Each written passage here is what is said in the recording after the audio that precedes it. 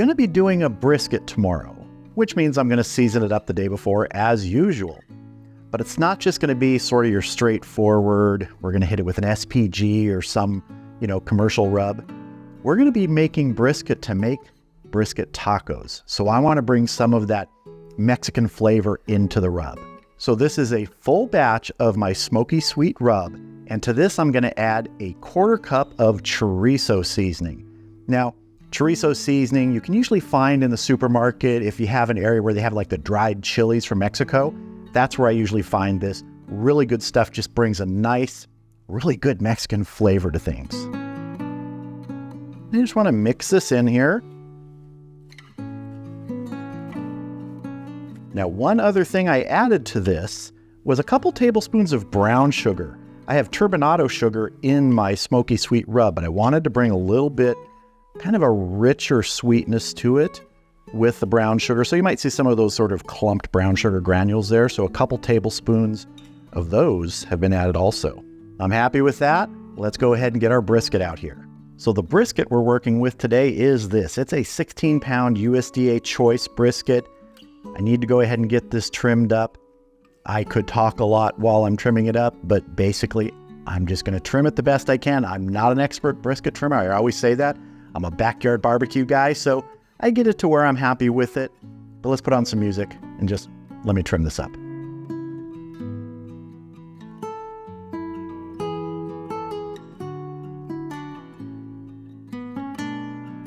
All right, that's good enough for me. Let's go ahead and get this seasoned up. All right, let's start getting a good coating of seasoning on here. Our rub. And yeah, I didn't put this in a shaker. I'm just going straight from the bowl.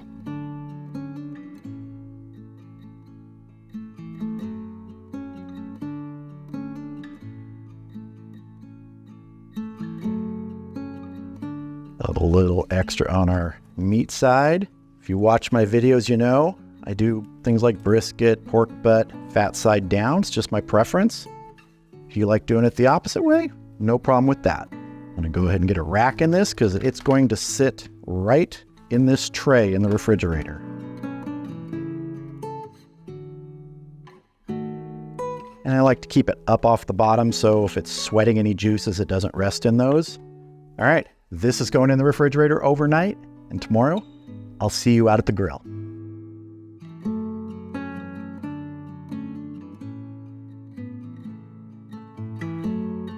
All right, the Lone Star Grills is up to temp.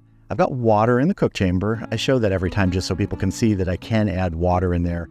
In the bottom of the cook chamber works great. I'm burning post oak today, and my target temp is 275 degrees. Let's go ahead and get our brisket on.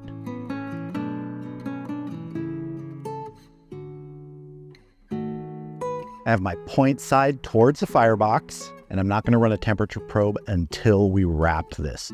So that's probably going to be 4 to 5 hours, maybe a little more. It's when we reach the stage that I like the color and the texture on the outside. But we'll come back in about an hour and see if we need to spritz this. This is going to be a very hot day today, triple digits, so might need some extra spritzing in there. So let's get this closed up and get smoking.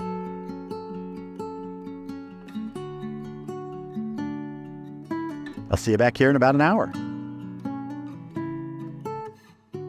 All right, 1 hour down, our Mexican brisket's been cooking, soaking in that post oak smoke. Let's go ahead and check it and see if we need to spritz. Looking good, but it is looking a little dry in spots, so I am going to go ahead and spritz.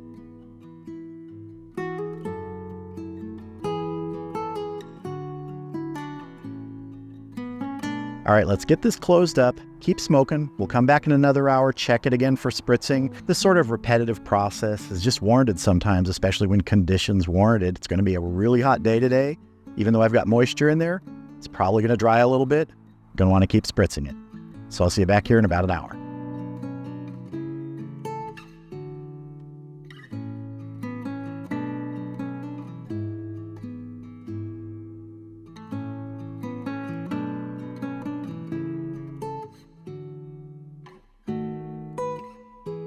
All right, our brisket's been going 3 hours now. Let's open it up and take a look at the 2 hour mark. I just showed you some spritzing, but let's see how we're doing now.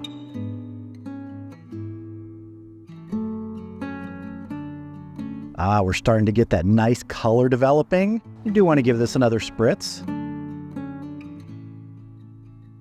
I'm going to close this up and we'll come back at hour 4 because I think that's about the time we're going to start deciding to wrap it.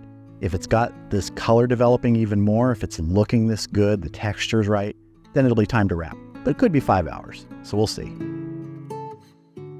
See you back here at hour 4.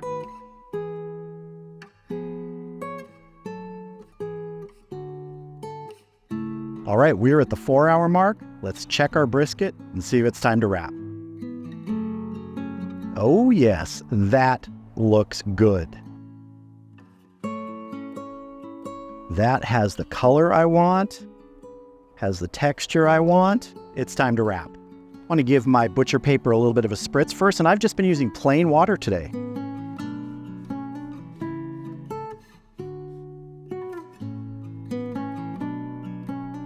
I want to remember which is fat side down, fat side up. I also want to remember which side is the point because I'm going to be putting a temperature probe in probably somewhere in this location.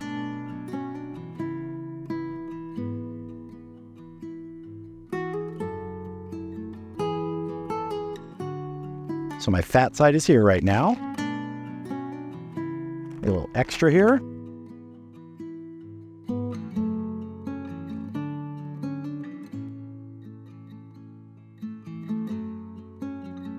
Tuck that under.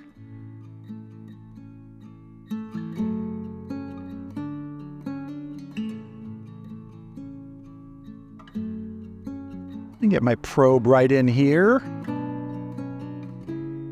Looking good. That's showing about 142. We're going to get this closed up. Then we're going to go to 203 degrees internal. At that time, we'll probe for tenderness. So I'll see you back here when we hit that internal temperature. All right, the sun has gone down. We just hit 203 internal. Let's check our brisket, see if it's tender. Now, I'm pretty sure the point's going to be tender, but we'll check it anyway. Yeah, that's kind of like butter. Now I'm going to go in the side here for the flat.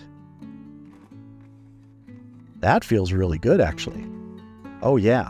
All right, we are good. What we're going to do now is I'm going to get this into a foil pan covered with foil, and it's going to go sit in my oven, which is off, for 2 hours to rest. Then we'll get it out on a cutting board, slice it up, chop up some of those pieces, and make a great brisket taco.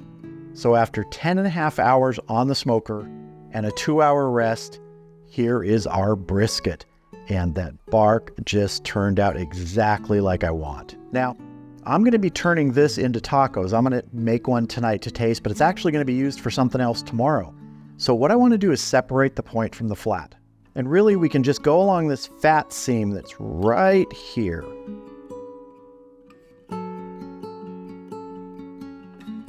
So this is going to be our flat. This is going to be our point. Opposite grain directions. Now the point I'm going to slide over. That is really hot still. I didn't take a temp, which sometimes I do after the rest. Usually it's in the 170 to 180 range, and honestly, this feels pretty darn hot still, so I'm guessing it's in that same range. But I'm going to cut some pieces of the flat right now. Oh yeah. That's looking good.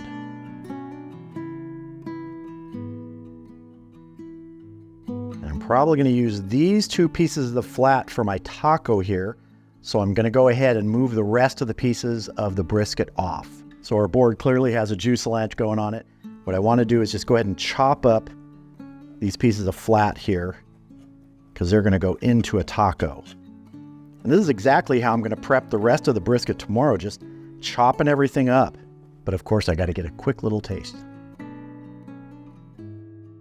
You've got that chorizo seasoning in there that's coming through, and along with all the smoke, really good tasting flat. All right, let's go ahead and build a taco. All right, so I have a nice flour tortilla here. I want to put some red cabbage down first. I know some people call this purple cabbage. It is purple, but in the store, at least where I buy it, it's called red cabbage. Is it called purple cabbage where you are, or red cabbage? Let's have a poll. Down in the comments, tell me, is it red cabbage or purple cabbage where you are? Now I'm going to get some of my brisket on here.